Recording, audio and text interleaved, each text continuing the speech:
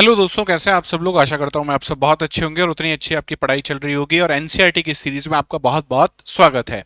जैसा कि आप सब लोग जानते हैं, हम लोगों ने क्लास 6 की एनसीईआरटी शुरू करी है और क्लास 6 की पॉलिटी या मैं कहूं सिविक्स के एनसीईआरटी में हम लोगों ने अभी तक 3 चैप्टर पढ़ लिए हैं। उन 3 चैप्टरों में हमने पहले 2 चैप्टरों में जाना कि डाइवर्सिटी क्या होती है, विविधता क्या होती है, और कैसे ये डाइवर्सिटी इनइक्वलिटी और डिस्क्रिमिनेशन से अलग अलग होती है। ये सारी चर्चा हमने करी थी चैप्टर नंबर 1 और चैप्टर नंबर 2 में। चैप्टर नंबर 3 में हमने जाना था कि सरकार या गवर्नमेंट क्या होती है। साथ ही साथ हमने कुछ डेमोक्रेटी और मोनार्की के बारे में एक इंट्रोडक्शन लिया था अपने पिछले चैप्टर में। आज जिस चैप्टर की हम लोग बात करने वाले हैं उस चैप्टर का नाम है की एलिमेंट्स ऑफ डेमोक्रेटिक गवर्नमेंट। अभी तक हम लोग ये जाने हैं कि डेमोक्रेसी का मतलब क्या होता है और कैसे ये डेमोक्रेसी मोनार्की से अलग होती है। लेकिन इस चैप्टर में हम लोग क्या जानने वाले हैं कि भाई जो डेमोक्रेटिक गवर्नमेंट होती है, जो लोकतांत्रिक सरकार होती है, उसके की एलिमेंट्स क्या क्या होते हैं, कौन कौन से महत्वपूर्ण बिंदु हैं एक लोकतांत्रिक सरकार के, ये सारी चीजें हम चर्चा करेंगे। ठीक है। अच्छा, आज के बाद मैं कोशिश करूंगा कि मैं एक बहुत शॉर्ट समरी हर एक चैप्टर की फर्स्ट स्लाइड में आपको दे दूं। जैसे इस चैप्टर की शॉर्ट समरी में लिखा हुआ है, this chapter Lay's the foundation for the understanding the basic principles of a democratic government. तो बेसिकली अगर बात की जाए तो इस पूरे चैप्टर में आप लोग क्या पढ़ने वाले हो, हम पढ़ने वाले हैं basic principles of a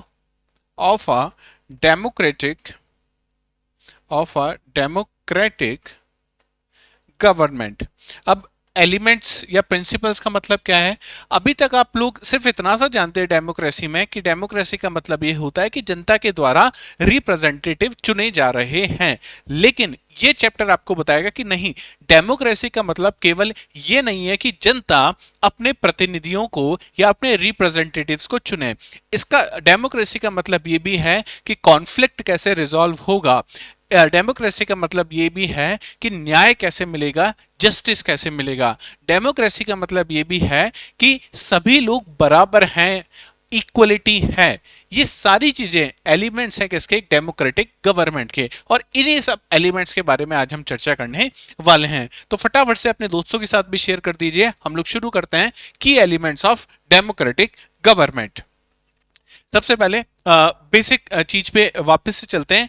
definition क्या है, डेफिनेशन मतलब व्हाट इज डेमोक्रेसी, लोकतंत्र क्या है। तो डेफिनेशन ऑफ डेमोक्रेसी की अगर अपन बात करें, अ फॉर्म ऑफ गवर्नमेंट, एक ऐसी सरकार where people elect their representative, एक ऐसी सरकार जहां पे रिप्रेजेंटेटिव्स को कौन चुन रहा है, उनके लोग चुन रहे हैं। हम सब लोग क्या करते हैं, हमारे रिप्रेजेंटेटिव्स को चुनते हैं। तो वही बात की जा रही है कि डेमोक्रेसी क्या है, it is a form of government where people elect their own representative, government of the people, by the people and for the people. ये बहुत ही इंपॉर्टेंट एक डेफिनेशन है जो अब्राहम लिंकन साहब ने दी थी। और क्या है ये डेफिनेशन कि डेमोक्रेसी क्या है, डेमोक्रेसी है of the people by the people and for the people. ठीक है, ये चीज आपको याद होनी चाहिए कि डेमोक्रेसी एक ऐसी फॉर्म ऑफ गवर्नमेंट है जहां पे लोग अपने रिप्रेजेंटेटिव चुनते हैं। और डेमोक्रेसी का मतलब क्या है, of the people, by the people and for the people. इसके अलावा भी कुछ इंपॉर्टेंट कैरेक्टरिस्टिक्स होते हैं डेमोक्रेसी के। अब आप सोचिए कि आप यूपीएससी सीएससी के एस्पिरेंट्स हैं और जनरली सभी लोगों को डेमोक्रेसी की अगर आप परिभाषा पूछोगे, डेफिनेशन पूछोगे, तो उनकी सुई यहीं पे आके रुक जाएगी। आप यकीन माने कि डेमोक्रेसी पे अगर ऐसे लिखने को आ जाए ना, तो वो ऐसे भी हम लोगों को काफी टफ लगेगा डेमोक्रेसी पे ऐसे क्या लिखा जाए। इसलिए छोटी छोटी चीजें आपको एनसीईआरटी सिखाती है। तो डेमोक्रेसी के कैरेक्टरिस्टिक्स क्या क्या होते हैं ये भी आपको पता होना चाहिए। तो here are some important characteristics of democracy. First is popular sovereignty, second one is equality, third one is liberty and fourth one is justice. Sovereignty की अपन बात करें, सोवरेनिटी का मतलब क्या होता है भाई, जैसे अगर आप प्रियम्बल पढ़ोगे, इंडिया के कॉन्स्टिट्यूशन की जो प्रियम्बल है, we the people of India hereby enact adopt this constituent assembly हुई और उसमें आगे बताया गया है कि हमारा कंट्री कैसा होगा। उसमें बताया गया है कि इंडिया कैसा होगा, सोवरेन होगा, सोशलिस्ट होगा, सेक्युलर होगा, डेमोक्रेटिक होगा और रिपब्लिक होगा। वहां पे भी शब्द देखो क्या लिखा हुआ है, सोवरेन लिखा हुआ है। सोवरेन का मतलब क्या है, हमारा जो देश है, हमारे देश में कोई भी डिसीजन लिया जा रहा है उसमें किसी बाहरी शक्ति का कोई इंटरफेरेंस नहीं है। साहब इसका क्या मतलब हुआ, इसका ये मतलब हुआ कि आपको ऑपरेशन सिंदूर स्टार्ट करना है तो आपको यूएसए की परमिशन की जरूरत नहीं है कि हम ऑपरेशन सिंदूर स्टार्ट करें या ना करें। आपको ऑपरेशन सिंदूर बंद करना है तो आपको किसी और की परमिशन की जरूरत नहीं कि अब हम बंद कर दें या नहीं करें। हम लोग खुद ये डिसाइड कर सकते हैं कि हमें किस तरीके से चीजों को आगे बढ़ाना है। और आगे हम पढ़ेंगे भी कि इंडिया इंटरनल और एक्सटर्नल दोनों ही दृष्टि से कैसा है, सोवरेन। अब इंटरनल और एक्सटर्नल सोवरेनिटी का मतलब क्या हुआ भाई, देश के आंतरिक मामलों में, कंट्री के जो इंटरनल अफेयर्स हैं, आपको कब इलेक्शन करवाने हैं, आपको कौन सा फंक्शन कब करवाना है, मोदी जी को आज उत्तराखंड जाना है, ये डिसाइड कोई बाहर का पावर नहीं डिसाइड करेगा। मानो 1947 से पहले डिसीजन कौन लेता था, ब्रिटेन की पार्लियामेंट लिया करती थी। लेकिन 1947 के बाद जब हमारा कॉन्स्टिट्यूशन बनके तैयार हो गया तो हमारी कंट्री क्या हो गई, सोवरेन हो गई। तो ये मतलब हुआ सोवरेनिटी का। सेकंड मतलब है इक्वलिटी। इक्वलिटी मतलब सभी लोग क्या हैं, बराबर हैं। लास्ट क्लास में याद करो हमने एक चीज पढ़ी थी, यूनिवर्सल एडल्ट फ्रेंचाइज। उस यूनिवर्सल एडल्ट फ्रेंचाइज में मैंने आपको बताया था कि चाहे कोई मेल है, फीमेल है या ट्रांसजेंडर है, whether you are a poor और रिच, चाहे आप पढ़े लिखे हो या नहीं पढ़े लिखे हो, लेकिन सभी को किस चीज का अधिकार है, किस चीज का राइट है, आपको वोटिंग राइट्स आपको मिले हुए हैं। इसका मतलब वोटिंग राइट मिलने के लिए किसी स्पेशल योग्यता की जरूरत नहीं है, कोई एलिजिबिलिटी नहीं है, सिर्फ इतनी सी एलिजिबिलिटी है कि आप क्या होने चाहिए, सिटीजन ऑफ इंडिया होने चाहिए। तो इसके लिए इसमें क्या दर्शाया जाने की कोशिश की जा रही है आपको कि भारत में क्या देखने को मिल रही है, आपको इक्वलिटी देखने को मिल रही है। और आगे जब मैं आपको अनुच्छेद या आर्टिकल 14 टू 18 जब मैं आपको पढ़ाऊंगा तो फिर से ये इक्वलिटी और समानता का जिक्र होगा। लिबर्टी, आपको ये लिबर्टी है कि आप मुकुल भारद्वाज से पॉलिटी पढ़ना चाहते हो या किसी और से पॉलिटी पढ़ना चाहते हो, ये आपकी लिबर्टी है ना। मैं आपको फोर्स नहीं कर सकता, या कोई भी XYZ आपको फोर्स नहीं कर सकता। आप चाहो तो यूट्यूब पे पढ़ो, आप चाहो तो पैसे देके किसी एप्लीकेशन पे पढ़ो, दिस इज योर लिबर्टी। आप चाहो तो हिंदुइज्म को फॉलो करो, आप चाहो तो इस्लाम को फॉलो करो। आप हिंदुइज्म में भी जब फॉलो करते हो तो ये आपका तरीका है कि आप पूजा कैसे करें, ठीक है। तो इस सब की चीज के लिए आपके पास क्या है, लिबर्टी है। और लास्ट चीज है जस्टिस।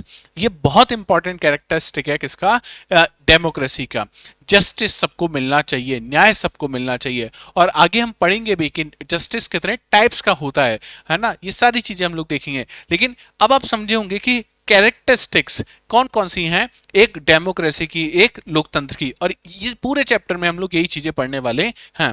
की elements of democratic government, a democratic government is not just formed by the winning election. तो पहली चीज ये ध्यान रखना कि अगर कोई आपसे कह रहा है कि कोई ऐसा देश जहां पे इलेक्शन से सरकार बन रही है, किससे सरकार बन रही है, इलेक्शन से सरकार बन रही है, क्या इसका मतलब डेमोक्रेसी? नहीं, पूरी रूप से, पूर्ण रूप से आप उसको लोकतंत्र नहीं कहोगे, कंप्लीट डेमोक्रेसी वहां पे नहीं है। A democracy government is not just formed by the winning election, it must continuously work on some key elements.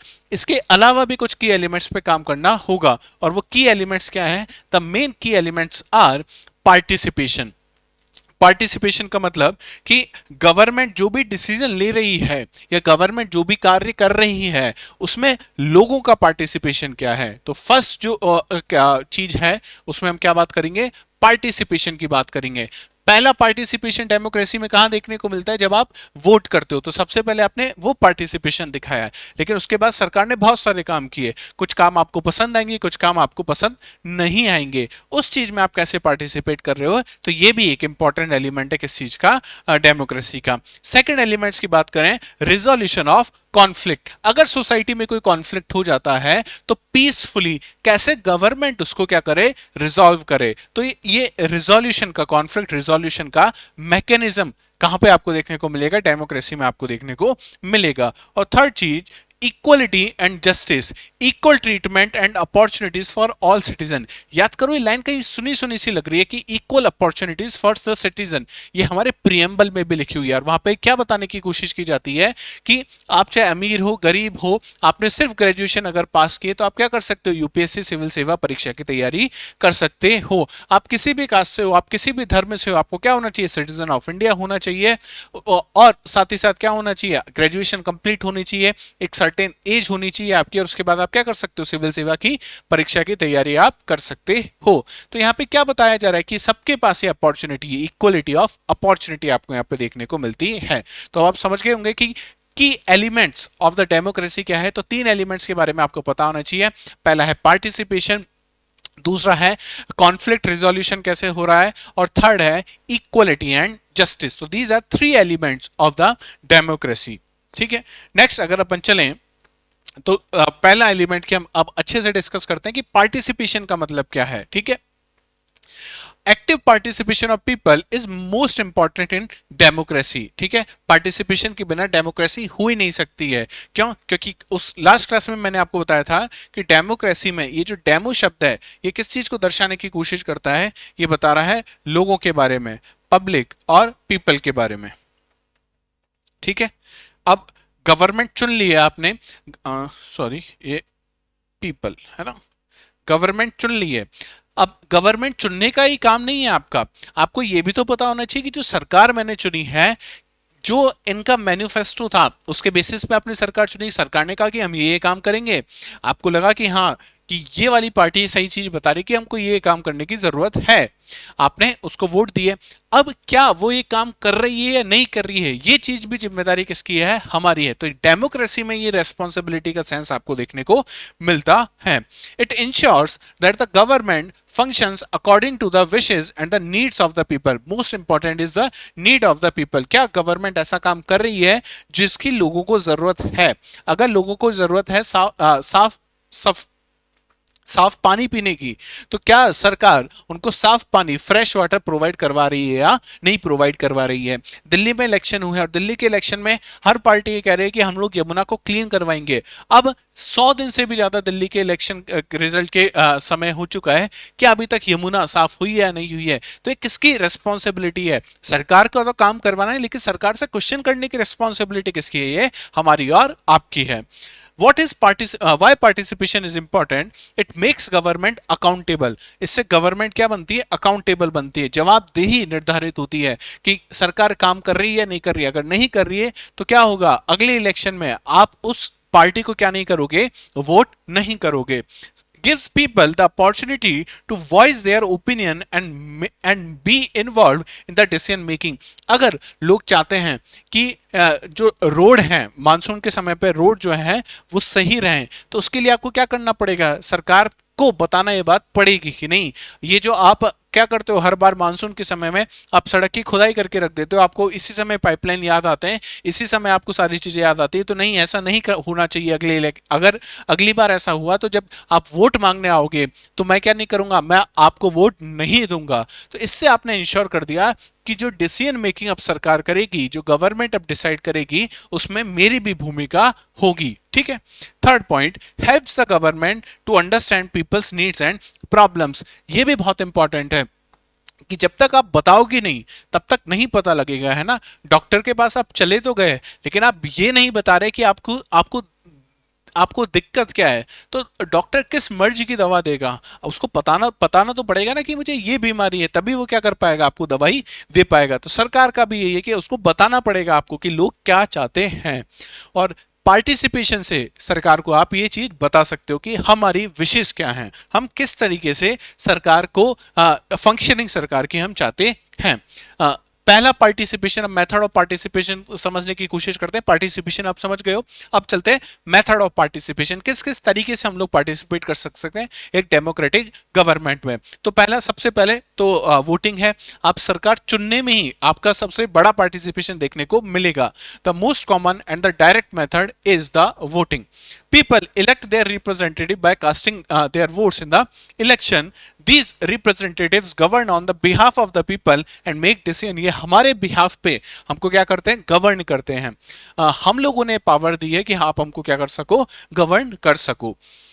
Election of representatives in India, these representatives are usually elected for the 5 years। जैसे MP member of parliament है, इनका election हुआ और election में किसने participate किया, अगर MP Lok Sabha का है तो लोकसभा के एमपी के लिए जो आम जनता है, जो लोग हैं, उन्होंने अपने वोट कास्ट किए और जैसे ही वोट कास्ट हुए आपका जो एरिया का एमपी है वो चुन के कहां चला जाएगा, लोकसभा में चला जाएगा। इसी तरीके से एमएलए, और उनका टेन्योर कितनी देर का होगा, 5 साल का। 5 साल बाद फिर से आना पड़ेगा, आपसे वोट मांगने पड़ेंगे। आपने अगर मेजोरिटी दी, आपने वोट अगर दिए अच्छे अमाउंट में तो फिर से चले जाएंगे, नहीं तो क्या, घर बैठना होगा। लेकिन जब घर बैठते हैं तब भी क्या मिलती है, पेंशन मिलती है। If the people are not satisfied with the work of their representative, they can change them in the next election। 5 साल बाद आप क्या कर सकते हो, चेंज कर सकते हो, हाँ या ना। मेथड्स ऑफ पार्टिसिपेशन, अब दूसरा या अन्य कौन कौन से तरीके हैं पार्टिसिपेशन के। Beside the voting people can influence government decision and policies in several other वीज। देखते हैं कौन कौन से तरीके हैं जब हम लोग, आम इंसान सरकार के डिसीजन को, और सरकार की पॉलिसी मेकिंग को इंपैक्ट कर सकता है। कैसे करोगे, आप सोचो यूपीपीसीएस में कुछ रिजल्ट को लेके कुछ क्या हुई, धांधली हुई और ये बात आप सबको पता लगी, तो आप क्या करोगे, आप जाओगे यूपीपीसीएस के ऑफिस के बाहर, क्या करोगे, रैलियां निकालोगे, प्रोटेस्ट करोगे। तो पहला तरीका क्या होगा, रैलीज एंड प्रोटेस्ट। इससे आप क्या करते हो, इससे rising their voices against or in support of the government policies। Operation Sindoor हुआ, हमको सबको लगा कि ये ऑपरेशन बहुत ज्यादा जरूरी था और सरकार ने, और सरकार के साथ साथ ही हमारी जो सैन्य जो लोग हैं हमारे, चाहे एयरफोर्स की बात की जाए, नेवी की बात की जाए और आर्म फोर्सेस की बात की जाए, उन सभी लोगों ने बहुत अच्छे से काम किया। तो उसमें उसके बाद आपने देखा होगा कि बहुत सारी जगह पे हमने सरकार के सपोर्ट में क्या किया, रैलीज निकाली, तिरंगा यात्राएं निकाली। तो उससे हम क्या बताने की कोशिश कर रहे हैं, हम गवर्नमेंट को ये बताने की कोशिश कर रहे हैं कि नहीं, हम सब लोग आपके साथ हैं, ठीक है। तो जो रैलीज होती हैं या जो भी इस तरह से चीजें होती हैं, ये दोनों तरीके से काम करते हैं। गवर्नमेंट के अगेंस्ट में भी काम करेंगे और गवर्नमेंट के जब आप सपोर्ट में कुछ चीज दिखाना चाह रहे हो वो भी कैसे दिखाओगे, तो उस समय भी हम लोग क्या करते हैं, रैलीज निकालते हैं। Second, demonstration. डेमोन्स्ट्रेशन कर सकते हो आप, पीसफुल तरीके से डेमोन्स्ट्रेशन किया और आपने बताया कि नहीं, आपने जो डिसीजन लिया है वो गलत लिया है। आप अभी जैसे आज की न्यूज है, अगर आपने देखा हो कि भाई हम लोगों ने चाइनीज जो लोग हैं उनके लिए वीजा जो है फिर से क्या कर दिया, ओपन कर दिया, टूरिस्ट वीजा ओपन कर दिया है। लेकिन आपको लगता है कि नहीं यार, चाइना बॉर्डर पे तो कॉन्फ्लिक्ट कर रहा है हमारे साथ, बॉर्डर पे बहुत सारी चीजें गलत कर रहा है, हमारे पड़ोसियों को इन्फ्लुएंस कर रहा है अगेंस्ट द इंडिया, पाकिस्तान को सपोर्ट कर रहा है। ऑपरेशन सिंदूर के समय में पाकिस्तान को क्या किया था, इंटेलिजेंस उपलब्ध कराई थी चाइना ने। तो हमको लगता है कि गलत कर रही है अगर सरकार, तो आप क्या कर सकते हो, सरकार के अगेंस्ट डेमोन्स्ट्रेशन कर सकते हो। सिग्नेचर कैंपेन, बहुत बार आपने देखा होगा कि पेपर लीक हो गया तो स्टूडेंट्स ने क्या कर दिया, हर यूनिवर्सिटी के बाहर बड़े बड़े बोर्ड लगा दिया और सिग्नेचर आप उस पर करो। सिग्नेचर से हम क्या बताने की कोशिश कर रहे हैं कि क्या कोई आके वहां पे सिग्नेचर देख रहा है, नहीं, आप ये बताने की कोशिश कर रहे हो कि कितने लोग आपके अगेंस्ट हैं। आप अगर आपने कोई सही टाइम पे सही डिसीजन नहीं लिया तो चीजें आपके साथ नहीं जा पाएंगी, ठीक है। तो आप क्या करते हो, सिग्नेचर कैंपेन करते हो। सोशल मूवमेंट जैसे ऑर्गेनाइज्ड एफर्ट्स, लार्ज सोशल और द पॉलिटिकल चेंजेस, जैसे नर्मदा बचाओ आंदोलन। सरदार सरोवर जो डैम है ये जब बन रहा था तो बहुत सारे लोगों ने नर्मदा बचाओ आंदोलन में पार्टिसिपेट किया था। उसमें ये था कि शायद लोगों को मिस इन्फॉर्मेशन थी या इंटरनेशनल कुछ चीजें थी वहां पे, लेकिन लोगों ने इस तरीके से आंदोलन चलाया कि इससे क्या होगा, नर्मदा जो नदी है उस पे जो उसकी वाइल्ड लाइफ है उस पे काफी नेगेटिवली इंपैक्ट होगा, ठीक है। तो इस तरीके से क्या चलाया गया, एक आंदोलन चलाया गया। अब इससे क्या होता है, जब आप आंदोलन चलाते हो तो सरकार तक आपकी बात पहुंचती है, सरकार ने सुनी आपकी बातें, जहां जहां पे चीजें चेंज हो सकती थी वहां वहां पे सरकार चीजें करती है। लेकिन वही बात, सरकार को क्या बताना पड़ेगा, आपको चीजें बतानी पड़ेंगी। तो these are other methods to participate in the democracy apart from the voting. इसके अलावा पार्टिसिपेशन के और कौन कौन से मेथड हो सकते हैं? क्रिटिसिज्म कर सकते हो या सजेशन दे सकते हो। In a healthy democracy citizen can criticise policies and offer suggestion for the improvement. आपने देखा होगा ना, अक्सर इवन यूपीएससी सीएससी की क्लास में तो अक्सर ये चीजें होती हैं कि हम सरकार को बहुत बार क्या करते हैं? क्रिटिसाइज करते हैं, लेकिन बहुत बार सपोर्ट भी करते हैं सरकार का जहां पे जरूरत होती है। लेकिन पॉलिसीज जो हमको लगता है कि ये सही नहीं जा रही हैं, या ऐसे कोई भ्रष्टाचार का मुद्दा, आप इकोनॉमिक्स में आप पढ़ोगे तो बहुत सारी चीजें आप इसमें समझ पाओगे। जब गवर्नमेंट पॉलिसीज डिस्कस होती है और उसके लास्ट में कंक्लूजन पे हम लोग जाते हैं, तो मैं आपको बताते हैं कि यार नहीं, इस पॉलिसी में ये चीजें और होती तो बहुत अच्छे तरीके से हम काम कर सकते थे। तो ये हेल्दी डेमोक्रेसी में आप कर सकते हो। अगर आप चाहो कि चाइना में जाके मैं शी जिनपिंग को क्या करूं? क्रिटिसाइज करूं, तो क्या होगा? मैं आज क्रिटिसाइज तो कर दूंगा, लेकिन कल मैं क्या हो जाऊंगा? गायब हो जाऊंगा। तो ये कहां पे हो पाएगा? एक हेल्दी डेमोक्रेसी में हो पाएगा।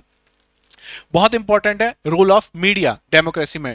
डेमोक्रेसी का फोर्थ पिलर कहा जाता है मीडिया को। क्यों? फर्स्ट पिलर और सेकंड थर्ड पिलर्स तो आपको बताइए क्या क्या है? लेजिस्लेचर, एग्जीक्यूटिव और जुडिशरी। जो फोर्थ पिलर है डेमोक्रेसी का, that is the media. Media क्या करता है? मीडिया सच आप तक पहुंचाता है। भाई आप हर जगह जाके चीजें नहीं देख सकते हो ना कि क्या हो रहा है, कैसे हो रहा है। दिल्ली में नॉर्थ ब्लॉक पे कौन सी मीटिंग चल रही है, साउथ ब्लॉक में क्या मीटिंग चल रही है, धनखड़ साहब ने जो हमारे उपराष्ट्रपति जी थे उन्होंने क्यों इस्तीफा दिया। तो ये सारी बातें आप तक कौन पहुंचाएगा? मीडिया पहुंचाएगा। तो मीडिया का रोल बहुत इंपॉर्टेंट हो जाता है डेमोक्रेसी में।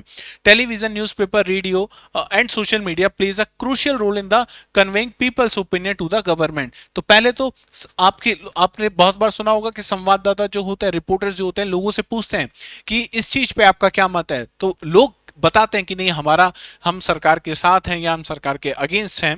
ठीक है। They discuss and analyse government policies helping the public make informed decision.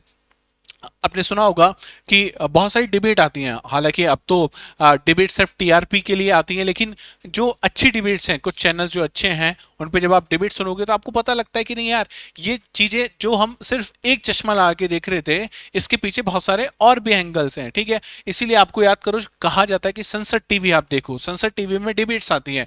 Debate से आप समझ पाओ कि गवर्नमेंट की पॉलिसीज और गवर्नमेंट का क्या, क्योंकि वो सरकारी चैनल है तो बहुत सारी चीजें सरकार के फेवर में वो बताते हैं। तो गवर्नमेंट का क्या एजेंडा है इस पॉलिसी के पीछे, तो वो सारा आइडिया आपको कहां से मिल जाएगा? ऐसे मीडिया से मिल जाता है। इसके अलावा बहुत सारी एसोसिएशंस बनाते हैं लोग। People can form the organisation such as self help group, trade unions to protect their interest और work on the specific issues. लोगों को लग रहा है कि हम सरकारी नौकरी में हमारी तनख्वाह बहुत कम है, तो क्या करोगे? आपने एक ऑर्गेनाइजेशन बनाया, आपने एक यूनियन बनाया और सरकार को ज्ञापन दिया कि नहीं साहब, हमारी जो तनख्वाह ये कम है, हमारी तनख्वाह इतनी होनी चाहिए। तो ये भी तो एक तरीका हो गया किसका? पार्टिसिपेशन का। नेक्स्ट चलते हैं, needs and challenge of the participation. जरूरत क्यों है पार्टिसिपेशन की, साथ ही साथ चैलेंजेस क्या हैं पार्टिसिपेशन में। पहला, नीड टू पार्टिसिपेशन की अगर बात करें तो सरकार को क्या बताना है? अकाउंटेबल और ट्रांसपेरेंट जो बनाना है, वो जिम्मेदारी किसकी है? हमारी है। भाई जैसी प्रजा होगी वैसा ही तो राजा होगा, यही बात कही जाती थी। तो आज की तारीख में भी बात सही है, लेकिन आज राजा और प्रजा नहीं, आज क्या हो गई? आज हो गया पीपल और गवर्नमेंट। तो जैसा लोग चाहेंगे वैसा ही तो सरकार काम करेगी। लोग ही भ्रष्ट हैं तो सरकार क्या होगी? अपने आप क्या हो जाएगी? भ्रष्टाचारी हो जाएगी। To ensure policies align with the people's actual needs. तो हम कैसी पॉलिसीज चाहते हैं? हम ऐसे ही पुल चाहते हैं जो साल भर में टूट जाए, या हम ऐसे पुल चाहते हैं जो ब्रिटिश टाइम पे बने थे, जो आज तक 100, 150, 200 साल से भी वो काम कर रहे हैं। To strengthen the democratic values. क्या हम ये चाहते हैं कि लिबर्टी हो, इक्वलिटी हो, जस्टिस मिले। तो ये सारी चीजें हम लोग कैसे इंश्योर कर सकते हो? पार्टिसिपेशन से इंश्योर कर सकते हो। अक्सर हम लोग क्या करते हैं? नेग्लेक्ट करते हैं पार्टिसिपेशन को। हम लोगों को ये लगता है कि नहीं, हमने सिर्फ वोटिंग कास्ट कर दिया और हमारा काम हो गया। नहीं होता यार। आपको पता होना चाहिए ना कि भारत में जो उपराष्ट्रपति हैं उन्होंने इस्तीफा क्यों दिया, उसके पीछे क्या क्या कारण हो सकते हैं। एटलीस्ट हम जागरूक नागरिक हैं, हमको ये बात पता होनी चाहिए। अगर नहीं पता है तो आप कैसे ये कहोगे कि नहीं यार सरकार ने काम सही किया है, सरकार ने गलत किया। आप लोग सिर्फ क्या कर सकते हो? चाय की थड़ी पे बैठ के हम लोग डिबेट कर सकते हैं कि सरकार ने इस तरीके से कर दिया होगा या जस्टिस वर्मा की वजह से हुआ। बहुत सारी चीजें हो सकते हैं, स्पेकुलेशन हो सकते हैं, लेकिन ये क्या करना पड़ेगा? आपको पूछना पड़ेगा, आपको पार्टिसिपेट करना पड़ेगा। ठीक है। अच्छा, इस चैलेंजेस क्या क्या है आप सुनो। Low voter turnout specially in urban areas और सर्टेन इलेक्शंस। अब ये हम लोगों के लिए बहुत इंपॉर्टेंट हो जाता है। कैसे? यूपीएससी की तैयारी कर रहे हैं और हम लोग कहाँ चले जाते हैं? दिल्ली चले जाते हैं। इलेक्शन का टाइम आया, अब वो इलेक्शन हो सकता है आपके वहाँ इलेक्शन हो, मान लो आप बिहार से हैं और बिहार में इलेक्शन हो रहा है, लेकिन आप पढ़ कहाँ रहे हैं? दिल्ली में पढ़ रहे हैं। आपने क्या किया? अपना वोट कास्ट ही नहीं किया। और उसके बाद आप क्या कर रहे हो? उसके बाद आप ये कह रहे हो कि नहीं साहब, सरकार ने ये काम गलत किया, सरकार को ये पॉलिसी लेनी चाहिए थी। भाई, पहले जो आपको काम करना चाहिए था आपने वो तो किया नहीं, फिर आपको तो ये अधिकार ही नहीं होना चाहिए, नहीं है। तो सबसे पहले प्रॉब्लम ये है कि लो वोटर टर्नआउट है। Second, participation of the marginalised group.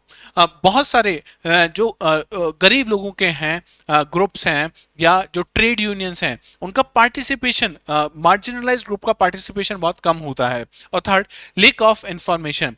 Bharat में आप देखोगे कि न्यूज़पेपर कितने लोग पढ़ते हैं यार? हम यूपीएससी की तैयारी करते हैं, हम लोगों को भी बार बार कहा जाता है कि भाई अखबार पढ़ो, अखबार पढ़ो, अखबार पढ़ो। इन्फॉर्मेशन ही नहीं है। और इस डिजिटल एरा में इन्फॉर्मेशन से ज्यादा क्या सर्कुलेट हो जाता है? मिस इन्फॉर्मेशन सर्कुलेट हो जाता है। तो ये भी चैलेंजेस हैं। सेकंड चीज अगर अपन बात करें एलिमेंट 2 की, तो पहला था एलिमेंट पार्टिसिपेशन, सेकंड है रिजोल्यूशन ऑफ द कॉन्फ्लिक्ट। अब कैसे कॉन्फ्लिक्ट को रिजोल्व करना डेमोक्रेसी का एक एलिमेंट है, उसकी हम बात करते हैं। In any society where people of the diverse background, India में तो भर भर की डाइवर्सिटी है, एंड आइडियाज लिव, कॉन्फ्लिक्ट और डिफरेंसेस आर नेचुरल। बहुत सारे लोग रहेंगे, 5 बर्तन अगर रखें तो अक्सर एक कहावत सुनी होगी ना, 5 बर्तन रखें तो आवाजें तो आएंगी। तो जब डाइवर्सिटी इतनी ज्यादा है तो बहुत सारी चीजों में क्या आ जाता है? डिफरेंसेस आ जाते हैं, कॉन्फ्लिक्ट हो जाता है। A crucial function of the democratic government is to resolve these conflict peacefully and justly. Peacefully आपको क्या करना है? रिजॉल्व करना है। आप कलेक्टर बन गए हो और कलेक्टर बनने के बाद आपको पता चला कि इस फलाने एरिया में क्या हो गया? दंगा हो गया है। तो आप जाके ये नहीं कर सकते उस दंगे को और भड़का दो, नहीं। आपको इस तरीके से काम में लेना है कि उस दंगे को आप क्या कर सको? पीसफुली आप उसको रिजॉल्व कर सको। आप क्या हो? कलेक्टर हो। किसका पार्ट हो? सरकार का पार्ट हो। सरकार कैसी है? डेमोक्रेसी है। तो हुआ ना, डेमोक्रेसी गवर्नमेंट का एक crucial feature. Why do conflict occur? To control over the resources. बहुत बार ये हो जाता है कि यार नदी जा रही है दो स्टेट के बीच में, तो वहां के लोग क्या क्या करने लग गए? झगड़ने लग गए कि भाई आपने ज्यादा पानी काम में ले लिया, हमको पानी कम मिला। Issues related to religion, linguistic और रीजनल आइडेंटिटी कि जैसे मणिपुर में जो हुआ वो आपने देखा होगा, कुकी और मैथी जो कॉन्फ्लिक्ट हुआ, रिलीजियस कॉन्फ्लिक्ट, लिंग्विस्टिक आपने हिंदी वर्सेस मराठी अभी चल रहा है, हिंदी वर्सेस तमिल आपने देखा होगा। तो ये क्या है? कॉन्फ्लिक्ट्स हैं। Economic inequality and the social discrimination. India में कास्ट सिस्टम है तो सोशल डिस्क्रिमिनेशन होता है बहुत बार। इन इकोनॉमिक इनइक्वालिटी इंडिया में 1991 के बाद बहुत बड़ी तादाद में इनइक्वालिटी क्या होती है यार? ये बढ़ती जा रही है। लेकिन सरकार का काम क्या है? इन सारे कॉन्फ्लिक्ट्स को क्या करना है? पीसफुली रिजॉल्व करना और इनकी जड़ तक पहुंचना कि ये सब चीजें क्यों हो रही हैं और उस जड़ को भी समाप्त करना। ये सब किसका काम है? गवर्नमेंट का काम है। डेमोक्रेटिक फॉर्म ऑफ गवर्नमेंट का पार्ट है। सोर्स ऑफ कॉन्फ्लिक्ट की अगर अपन बात करें तो हमने देखा भाई रिलीजियस या कल्चरल डाइवर्सिटी एक कारण हो सकता है किसका? कॉन्फ्लिक्ट का। रिसोर्स शेयरिंग हो सकता है कि वाटर रिसोर्स या नेचुरल रिसोर्सेज, माइनिंग रिसोर्सेज की अगर अपन बात करें।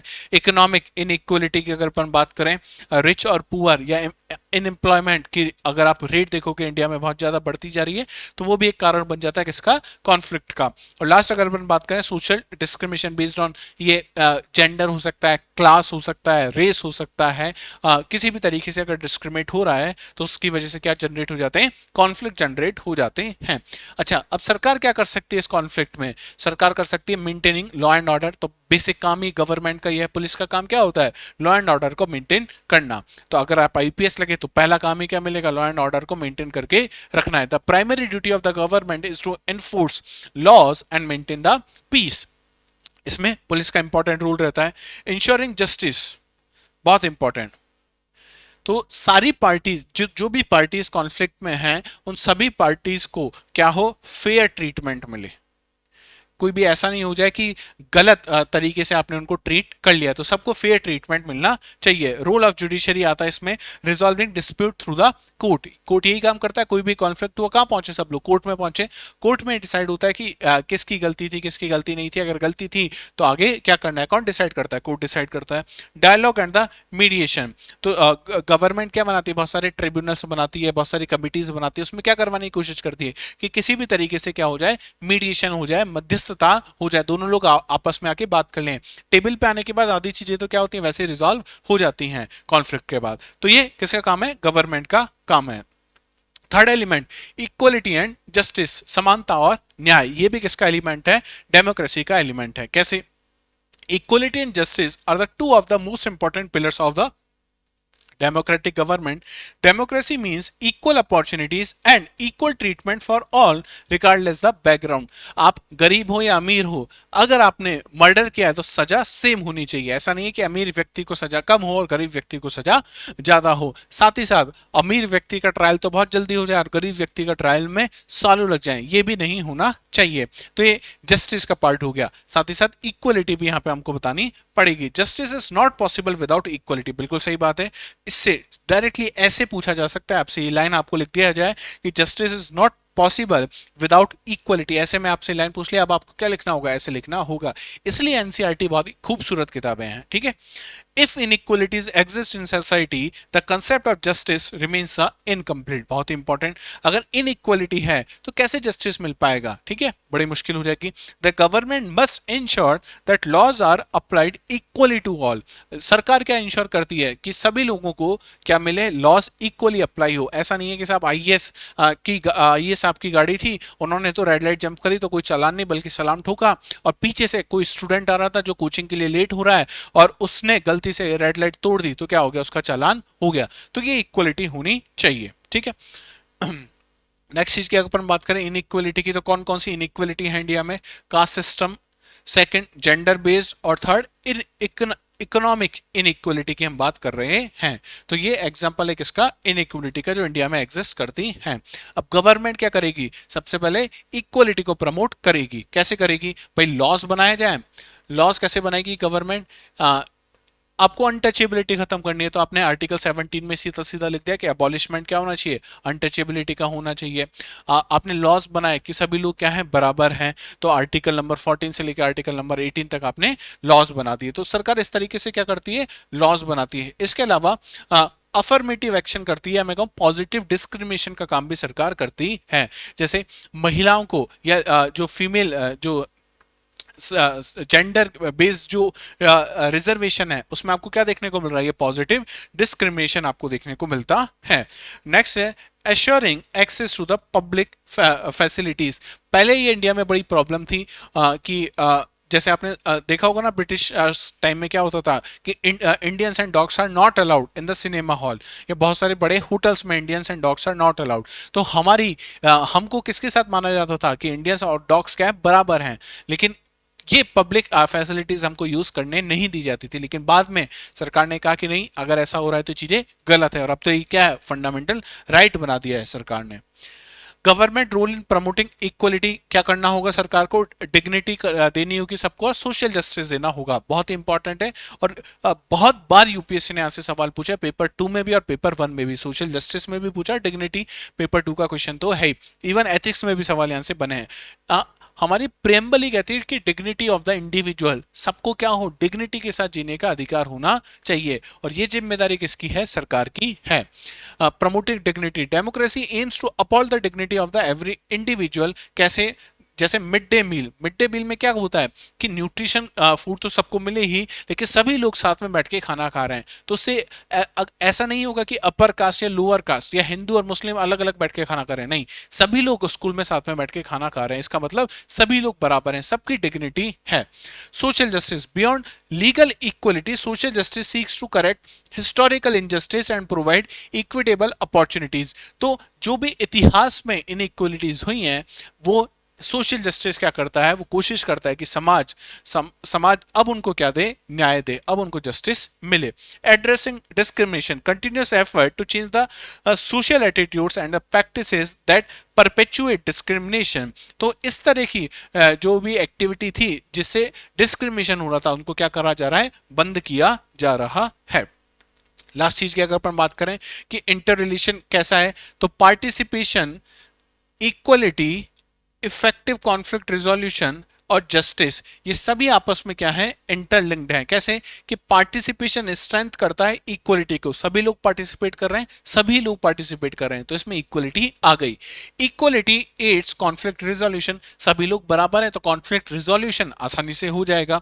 Effective conflict resolution enable participation, अगर सभी लोगों का कॉन्फ्लिक्ट रिजोल्व हो गया है तो सभी लोग क्या करेंगे, पाएंगे, इजिली पार्टिसिपेट भी कर पाएंगे। और justice underpins all. That means justice ensure that the participation is fair and conflict resolution is equitable. तो सभी चीजें कैसी आप देख रहे हो, इंटरलिंकेज आपको देखने को मिलेगा किसमें, आपको एक इंटरलिंकेज देखने को मिलेगा एलिमेंट्स ऑफ डेमोक्रेसी में। तो कंक्लूजन में आप देख रहे हो कि a democratic government is a dynamic entity that constantly strive to achieve its ideals. तो एक दिन में नहीं आएगा, बिल्कुल सही बात है, लेकिन कंटिन्यूअसली हमें एफर्ट करना पड़ेगा अगर हमारी डेमोक्रेसी को एक हेल्दी डेमोक्रेसी बनना है। Continuous effort, it required to continuous effort from both the government and its citizen. तो दोनों साइड से कंटिन्यूअस एफर्ट होना चाहिए, ऐसा नहीं कि सिर्फ सरकार करती रहे। सरकार करेगी तो चीजें इतनी इफेक्टिवली और इतनी टाइमली नहीं हो पाएगा, हम लोगों को भी पार्टिसिपेट करना होगा। एक्टिव सिटीजनशिप, हम लोगों को क्या करना होगा, एक्टिव सिटीजनशिप। अब एक्टिव सिटीजनशिप का मतलब क्या है कि आपको एक्टिव होना पड़ेगा, इन्फॉर्म्ड होना पड़ेगा और रेस्पॉन्सिबल सिटीजन बनना पड़ेगा। सबसे ज्यादा इंपॉर्टेंट इंडिया में इस चीज की जरूरत है। अगर ये चीज हो गई तो हम लोग गवर्नमेंट को क्या बना देंगे, अकाउंटेबल बना देंगे। इसीलिए आप जैसे लोग, पढ़े लिखे लोगों की बहुत ज्यादा जरूरत है। अब पढ़े लिखे का मतलब ये नहीं कि आपके पास डिग्री है और आप बात क्या कर रहे हो थड़ी पे बैठ के कि कैसे लड़ाई दंगा हो, कि इस समुदाय ने दूसरे समुदाय के साथ क्या कर दिया, नहीं। कैसे देश में खुशहाली है, हम लोग पीस की तरफ बढ़े आगे, हम लोग डेवलपमेंट की तरफ आगे बढ़े, सबको साथ में लेते हुए, ये बात होगी जब आप बन पाओगे एक्टिव सिटीजन। और इस चैप्टर से हमें क्या क्या मिलता है, तो प्रीलिम्स के लिए और मेंस के लिए ये अब मैं कोशिश करूंगा हर चैप्टर में इंक्लूड कर दूं मैं, ताकि आपको आइडिया रहे कि ये चैप्टर हम लोगों ने क्यों पढ़ा है। तो प्री में तो बेसिक, अगर डेमोक्रेसी से कोई क्वेश्चन आपसे पूछ लिया, पार्टिसिपेशन पे आपसे कोई क्वेश्चन पूछ लिया कि डेमोक्रेसी में पार्टिसिपेशन किस किस तरीके से हो सकता है, कॉन्फ्लिक्ट के क्या क्या रीजन हो सकते हैं, कॉन्स्टिट्यूशनल प्रोविजन क्या क्या है, जैसे article number 15, 14, 16, 17, role of government, police का क्या रोल है, जुडिशरी का क्या रोल है, कॉन्फ्लिक्ट रिजोल्यूशन में क्या है। तो इस तरीके से अगर स्टेटमेंट वाइज क्वेश्चन आ गए तो आप इस चैप्टर के बेस पे वो आंसर दे सकते हो। मेंस में इस तरीके से अगर कोई ऐसे या क्वेश्चन आपसे पूछ लिया कि how participation leads to the accountability, तो अगर ये कोई जीएस पेपर 2 में आपसे सवाल पूछ लिया तो इसका आंसर आप दे सकते हो। चैलेंजेस क्या क्या हैं पार्टिसिपेशन के, वो आप बता सकते हो। गवर्नमेंट के कौन कौन से इनिशिएटिव है तो करंट अफेयर के साथ लिंक करके वो चीजें आप लिख सकते हो, ठीक है। और केस स्टडी आप बना सकते हो, जैसे कोई स्पेसिफिक वाटर डिस्प्यूट है, कर्नाटक और तमिलनाडु के बीच में कोई डिस्प्यूट है, तो वो सारी चीजें आप यहाँ पे लिख सकते हो। तो ये था चैप्टर नंबर 4, इंपॉर्टेंट चैप्टर था, अच्छे से पढ़ना। मैंने इसीलिए काफ़ी डिटेल्ड आपको चीज़ें यहाँ पे प्रोवाइड कराई हैं। और देखो एनसीईआरटी की यही बात है कि मैं दोनों तरीके से एनसीईआरटी को पढ़ा सकता हूँ। क्लास 6 की एनसीईआरटी है तो क्लास 6 के बच्चे की जैसे भी मैं आपको एनसीईआरटी पढ़ा सकता हूँ, और चूंकि आप एक यूपीएससी सीएसई एस्पिरेंट हो तो उस तरीके से भी एनसीईआरटी पढ़ी जा सकती है। तो मैंने कोशिश की है कि आपको प्रीलिम्स और मेंस की जो जो एस्पेक्ट हो सकते थे इस चैप्टर से सभी को हम लोग टच करें। अभी टच ही कर सकते हैं क्योंकि क्लास 6 की एनसीईआरटी, ऐसा नहीं कि मैं डिटेल में आपको हर चीज बता पाऊंगा। जैसे जैसे टाइम बीतेगा, जैसे जैसे क्लासेस आगे बढ़ेंगी तो आप चीजों को क्या करना शुरू करोगे, क्लब करना शुरू करोगे, और एक अच्छी अंडरस्टैंडिंग आपकी उस पर बन जाएगी। तो ये था चैप्टर नंबर 4 सिविक्स क्लास 6 का। और अब हम जब मिलेंगे तो चैप्टर नंबर 5 के साथ मिलेंगे। तब तक आपको अब ये कोशिश करना है कि आप चीजें रिवाइज करते रहें। अब आपके पास नोट्स होने चाहिए, ठीक है। और इतना सुस्त नहीं रहना है कमेंट सेक्शन में चीजों को बताना है कि आपको और कौन कौन से क्लासेस की जरूरत है, कौन कौन से टॉपिक्स की जरूरत है अभी तक जो चल रहा है उनके अलावा, ठीक है। अगर आपको फिर भी पॉलिटी में कोई इश्यूज रहता है तो ये मेरा व्हाट्सअप नंबर है, आप इस पर क्या कर सकते हो, मुझे मैसेज कर सकते हो। कॉल में पिक नहीं कर पाऊंगा, आप इस पर व्हाट्सअप कर देना, मुझे व्हाट्सअप मैसेज कर देना। कोई भी रिलेटेड इशू हो यूपीएससी प्रिपरेशन से, पॉलिटी प्रिपरेशन से, तो I will guide you and I will try to help you out, ठीक है। चलो मिलते हैं नेक्स्ट क्लास में, तब तक अपना ध्यान रखिएगा। जय हिंद, जय भारत।